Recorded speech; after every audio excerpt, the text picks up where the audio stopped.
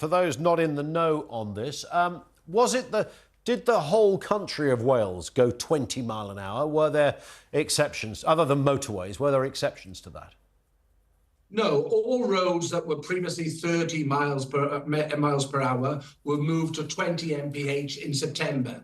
Of the 100% of roads that were 30 mph before the change, only 3% were left at 30 miles per hour. So 97% of the roads that historically were 30 miles per hour changed to 20 mph. So that is, in effect, a national policy across the whole of Wales that has had devastating consequences economically, because the government's own figures here have said that it will affect the Welsh economy to the tune of £9 billion.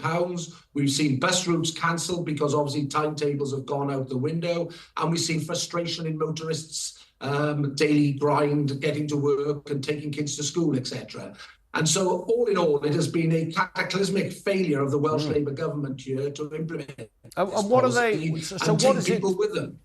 What is it, Andrew, that went wrong then, in their words? Well, I mean, they've acknowledged that it hasn't fully worked. I'm sure they've got some nice defensive ways of phrasing that, you know, we didn't really get it wrong, but it's still going to cost an arm and a leg. What's been the problem? We can all, as drivers, see the problem, but what are they claiming is the problem?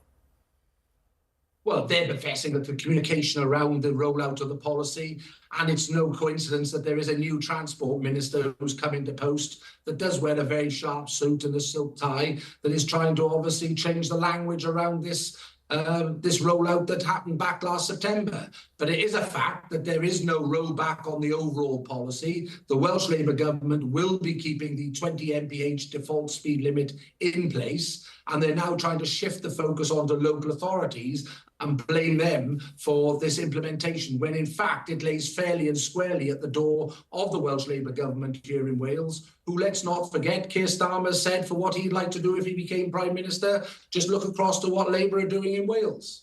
Yes, an analogy I think that's not lost on many people on this issue and perhaps other issues as well. Andrew, while you're with us, can I just get a response from you? The incident at a school in Amanford, where we know 2 people have been injured, somebody has been arrested. This, of course, is a very distressing incident. Thankfully, it appears that nobody is seriously hurt from what we hear, and it's all under control and the situation has concluded. But nonetheless, your thoughts on what we're hearing in the last few hours? Well, obviously, our thoughts and prayers are with those affected by this terrible incident that has happened in Amanford, which, where I'm sitting in Cardiff, is some 40 to 50 miles to the west of the capital city. It is a school known to many of the members here in the Senedd, and they have been taken by surprise at today's news. There is reports that one of those affected by the attack is en route to the Heath Hospital here in Cardiff, which is a major trauma centre, which indicates maybe the severity of the injury. And it does seem as if the police, from the news bulletins that they've put out, are not looking for anyone else in connection to the attack. So fingers crossed the incident has been contained. As I understand it, pupils are making their way from the school now into the arms of their families and loved ones, and so that is to be welcomed. But this is a major, major incident that will be causing deep unease in the communities that it affects in West Wales. Indeed.